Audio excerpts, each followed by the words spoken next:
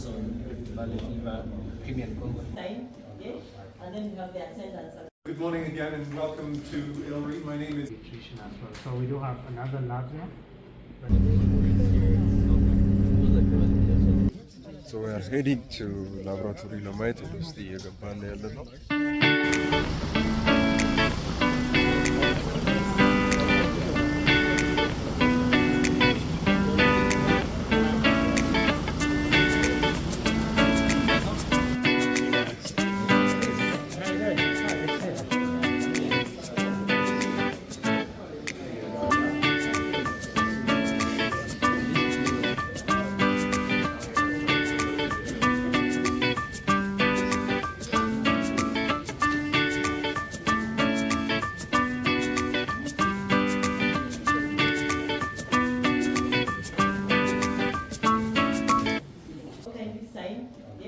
And then we have the attendance. I just pass it to go around, right?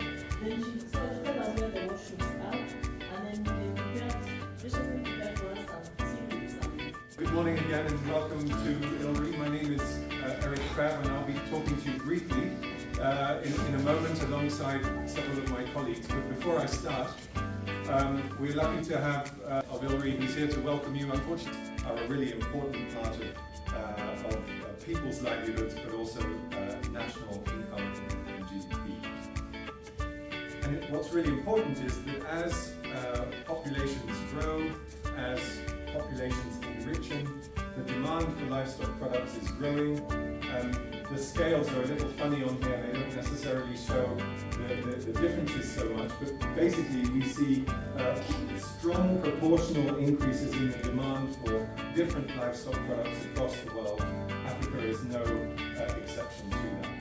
So pork can deliver in a One Health context the work that it does around emerging diseases, food safety, AMR, herd health, and vaccines and diagnostics. And we have a One Health strategy which you can download from our website, very comprehensively outlining all. I need to emphasize that the project has two main objectives. So one is to carry out applied research activities on One Health, and this is quite important for us. The messages didn't really get across until they address people at early school level, just when people are open and they form their ideas and core knowledge essentially. I think it's interesting thinking about what do school children need to know about One Health in their day-to-day lives. I think it's quite different from me if I was working in government when it's all about how the departments work together. I don't know if it really crops up in their lives. But having some understanding. Right, you guys three main areas. The first is family benefits, solutions that are usually relevant, and then developing capacity for their use, often through interventions that involve the behavioral change and also coordination efforts. Players that is interested in One Health, but we also this year is special for AFROHUN because we are coming towards the end of our 5-year USAID funded program, One Health Workforce Next Generation. And for the last 15 years, AFROHUN has been really focused on supporting capacity development, working within our network, within the universities, delivering training programs, but also very strong student-led activities. We have representatives from the student. The first one you make me in the DNA topography. Sorry? The photo you made me in. አሁን ኢርሊ ውስጥ ነው ያለነው። እንደምታዩት ደርሰናል። So we are heading to laboratory ለማየት ውስጥ እየገባን ያለነው።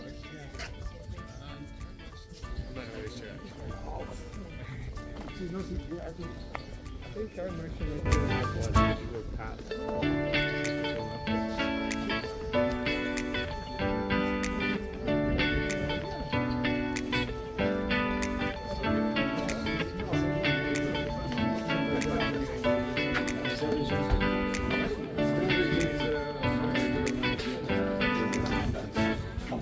Zoom.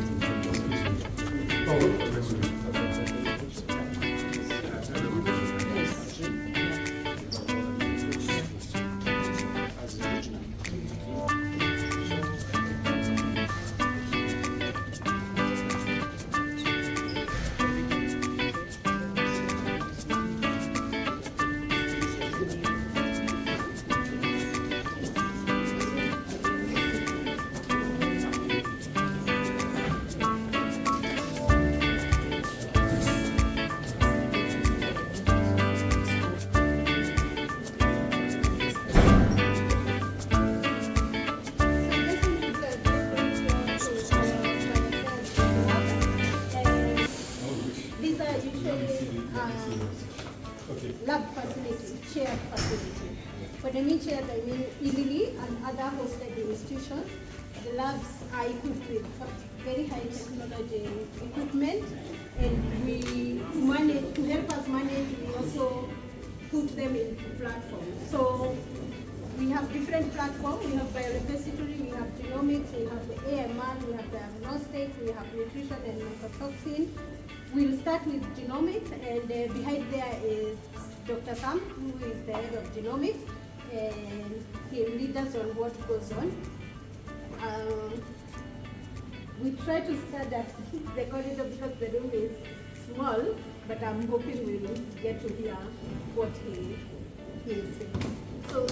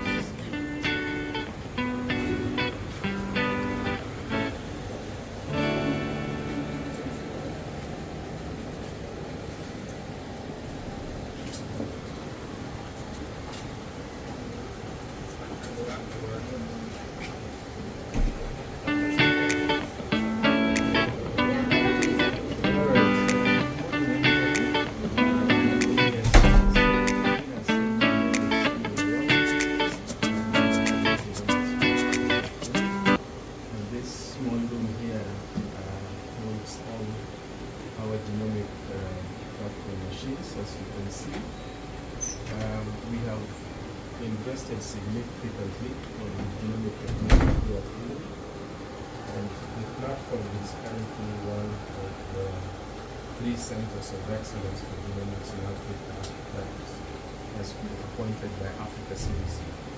So this center, one in Nigeria and one in South Africa.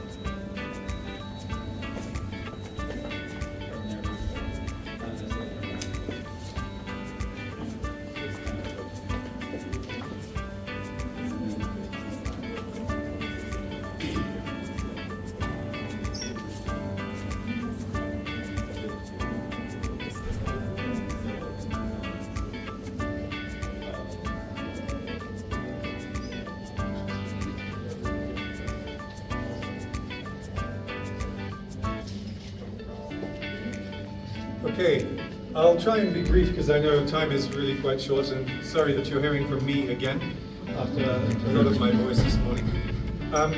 So I just want to say 1 or 2 things. So I'm here representing the zoonotic disease surveillance side of the lab. And really the reason why I showed you those camels and the MERS stuff in my presentation earlier was to try and make that link between what goes on in the field and then of course the samples that we collect in the field with our partners from the government or from wherever. Maybe those samples flow through to one of the smaller laboratories like the ones I showed you in those pictures, and then they end up here in this facility in Lab 5, where we might do a number of things with them. So in this lab here is the ELISA lab, where we would do the serological analysis. So with the MERS as an example, we were looking for serological exposure of those camels to MERS. In that particular instance, we were using commercially available ELISA kits, so we buy those, keep them in the cold room here, and then run the ELISAs here in the lab. Sometimes, for example, some years ago, we were doing a project on porcine cysticercosis. We were developing, in partnership with some universities, our own ELISA protocol, so we were building the ELISA system from scratch all the way through to implementation. A bit further down, as you go past, you'll see there's the molecular lab, the PCR prep rooms and so on. So as well as doing the ELISA work, we also can do molecular diagnostic.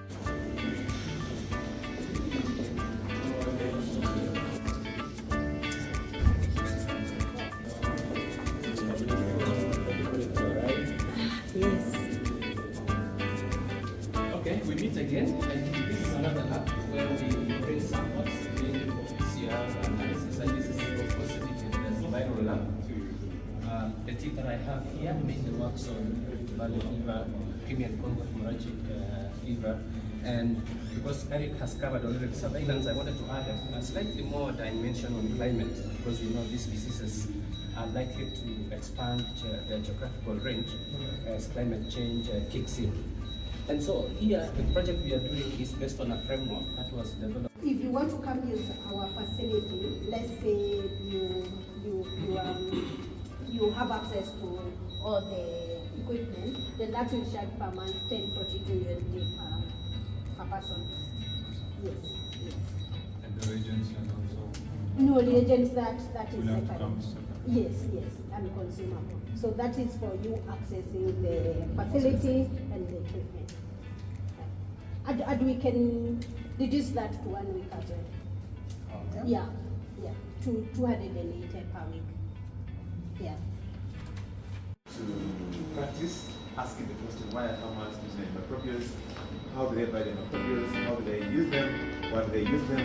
The quality of the microbials, and the drivers and motivators, the enablers of antibiotic use in farming systems. We work in many countries. We have projects in Kenya, Uganda, Tanzania, Malawi, Vietnam, Laos, and Bangladesh. And we're asking the question, why are farmers using antibiotics? How do they use them? How do they use them? The second thing is create policies, asking the question, what are the policies available in our countries to support reduction of antibiotic use? In 2015, I'm sure we heard about policing, right? That MCR wanting in China. So now, some countries were able to ban the use of policing in animal use. But here in LMICs, especially in Africa, we still see lots of policing used in animals. And the question is, are there policies guiding banning or reduction of use of antimicrobials in those systems? So we also have session policies. Then thirdly, we have a beam on capacity development. So we train national labs and partners on best microbiological practices. So how to do good AST testing, how to do I'll just give you a flavor of what we do here in our lab. So here we have two labs for AMR. This is a microbiology lab on the other side. This is the advanced microbiology lab where we do advanced testing. So I'm sure that you have seen this before. Yeah, I imagine, right? You know what this is. This is an AST result of, this is fish, Klebsiella pathogen in fish from Lake Victoria. And you know how this works. If the zone is bigger, it is not resistant. If it's smaller, resistance. So for example, in this Klebsiella isolate from Victoria, it's resistant to ampicillin, yeah, just that. Same case for, this is what? No, sorry, wasn't that? These are Staphylococcus as well from fish. Again, resistance to tetracycline and sulfonicals. Yeah? And others. I can spend all the time to show you different plates.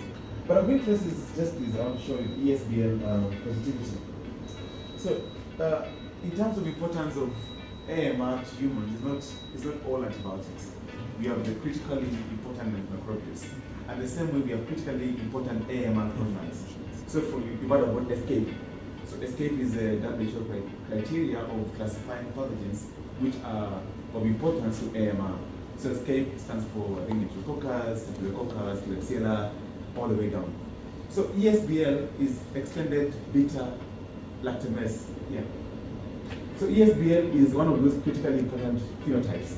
If you find an ESBL pathogen in a livestock sample, you should be very worried because it means that when you go for lunch, I'm not saying this, when you go for lunch, you could easily get the ESBL pathogen from the chicken you're eating, or from the beef you're eating, or from the salads to you.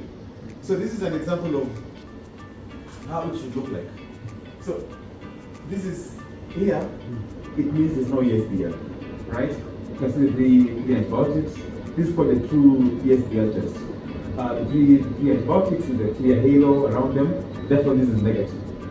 But now, some of the samples you're working in, from poultry, I won't say from which country, maybe from that country, are looking like this. So this is a true ESBL pathogen.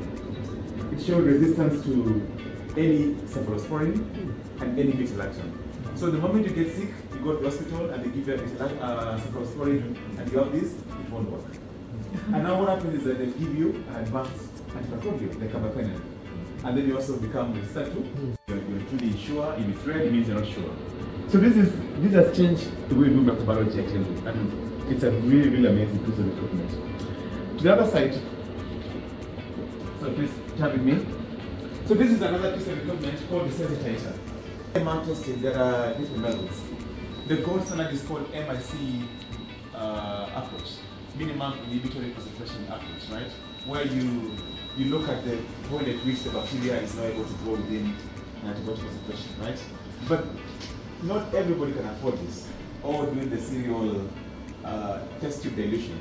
So this is what most labs in LMICs do, this diffusion, but it's not the gold standard. So to define clinical treatment and to make a clinical decision, this is what you need. So this machine here, what it does is that you do your culture, your speciation in the multi. Come here.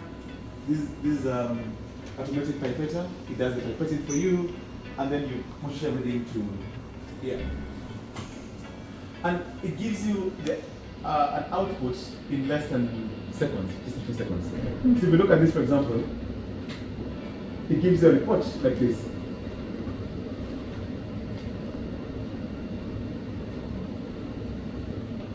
Yeah, so this is, what is this from? I don't know what it's from. The Nicolai isolate. It gives you the MIC value, okay? Not the distribution, not the diameter. So the MIC value and the temperature, whether it's sensitive or whether it's resistant or not. Yeah, so as you can see here, for example, you have resistance with chlorphenicol and other organisms. So that's basically, so here actually we can be able to do from basic microbiology to advanced microbiology, and if we need to, we now use our genomics platform. So we do phenotypic testing and also genomic sequencing in our platform there too. Yeah, so that's a good question. What we do here at ILRI is most of the things you see here are for own consumption, right? But of course, ILRI is meant to support educational purposes. You can't access this in your university because you need to teach here. So we have a different pathway and regulations here, where you need to use our facility. We can. Okay, bye-bye. You want my contact? You can get it from Regina. Yeah.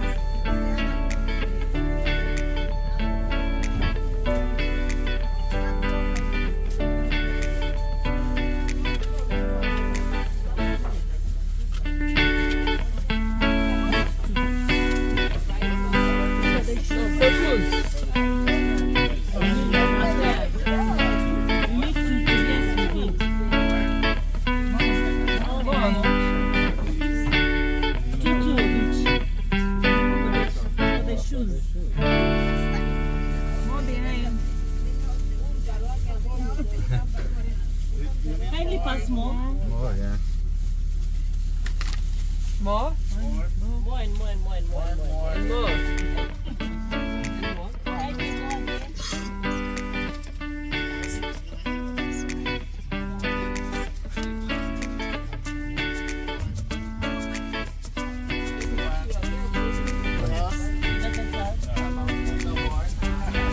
That's enough now, enough.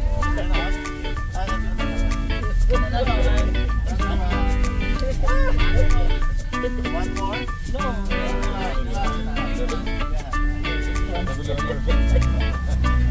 Double.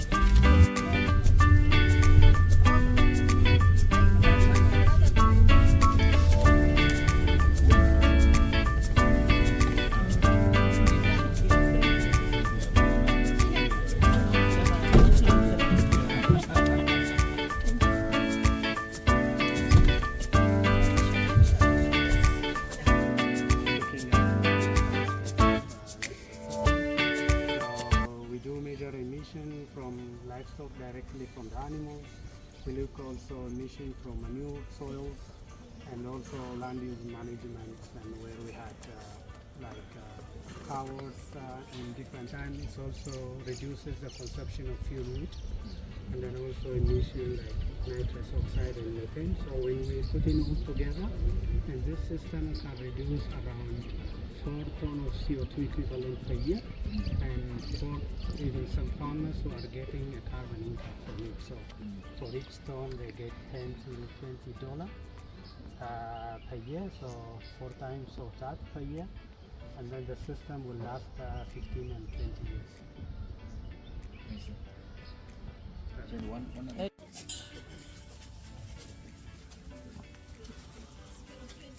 Yeah, come in.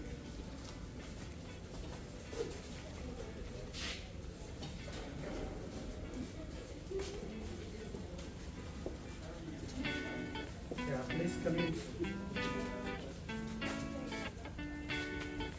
Feed quality and nutrition as well. So we do have another lab here, but this is related to emission from animals. Any question? I know you are in a rush, so.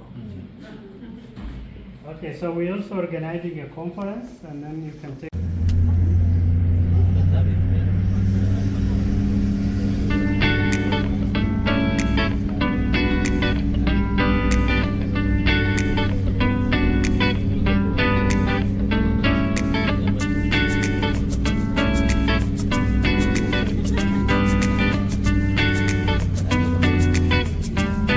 Building bochu rasu